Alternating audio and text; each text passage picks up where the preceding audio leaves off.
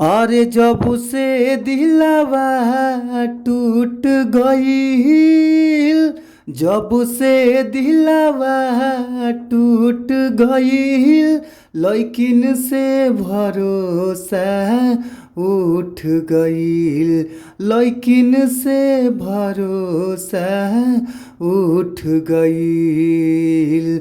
सुंदर दिलवा कूक गईल, सुंदर दिलवा कूक गईल, लेकिन से भरोसा उठ गईल, लेकिन से भरोसा उठ गईल।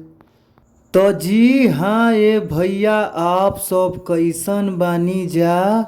और हमरा पूरा विश्वास रहेला, मन में हुल्लास रहेला कि आप लोग मस्त हो खब जा, खुश हो खब जा, स्वस्थ हो खब जा, तंदुरुस्त हो खब जा। और हम बानी आप सबके भोजपुरी गायक व गीतकार नीतीश सिंह। सबके हम प्रणाम करतानी। ये भैया आपन आशीर्वाद हमरा ऊपर बनौले रही जा, काहे से कि भैया रउए सबके आशीर्वाद हमरा ऊपर चाही। ए भैया तो जी भैया रउआ सबके बीच में बहुत ही कम से कम चार्ज में, बहुत ही कम पैसा में हम ई दर्द भरा बेवफाई संग लेके आ गइल बानी। ए भैया तो भैया हमरा पूरा विश्वास बा कि अगर ई गाना के रउआ सब अच्छा से म्यूजिक बनवा के अच्छा से स्टूडियो में रउआ सब गायकी कह देतानी जा, तो हमरा 100% आशा बा ये भैया की गाना जरूर बाजी। जी भैया रउआ सब अच्छा गावतानी जा, अच्छा बजावतानी जा, फिर भी रउआ सबके अच्छा मेटर गाना नइखे मिल पावत। तो रउआ सबके घबराए के ज़रूरत नइखे।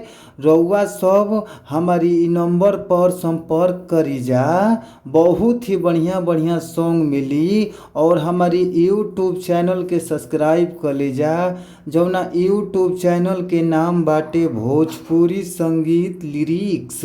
तो भैया हमरा चैनल के सब्सक्राइब करके घंटी के बेल आइकन जरूर दबा ली जा, काहे से कि घंटी के बेल आइकन रउआ सब दबा लेब जा तो कौनो भी वीडियो कौनो भी गाना अपना चैनल के माध्यम से रिलीज करत तानी भैया, तो सबसे पहले नोटिफिकेशन रउआ सबके सामने पहुंच जाई।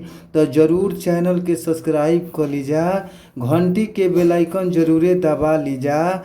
तो आई जा हमनी के चलल जाओ सीधे सीधे मुखड़ा के ओर। एक बार और गा के सुना देतानी, रउआ सबके स्पष्ट हो जाई। डमी दे के सुना देतानी, आई जा सुनी जा कौना भाव में गावे के बा।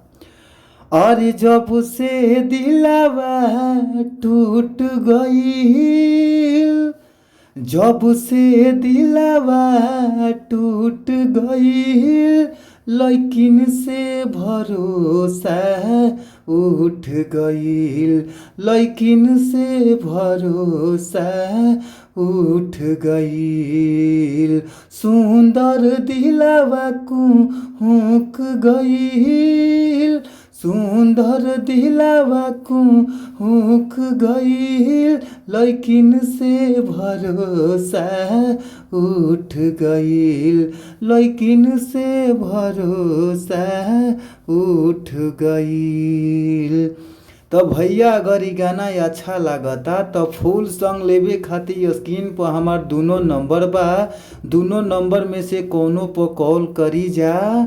तो भैया हो हमार नंबर नोट भी कली, 8210718148। एगो और नंबर नोट कर लिए भैया, 9835077203। भैया ये दोनों नंबर में से कोनो भी नंबर पर कॉल करी। कॉल कैला पर आप लोग के बहुत ही कम से कम चार्ज में गाना मिल जाई। तो फिर मिल जाई नेक्स्ट वीडियो में, अगला वीडियो में। तब तक खातिर bye bye, thank you so much, धन्यवाद।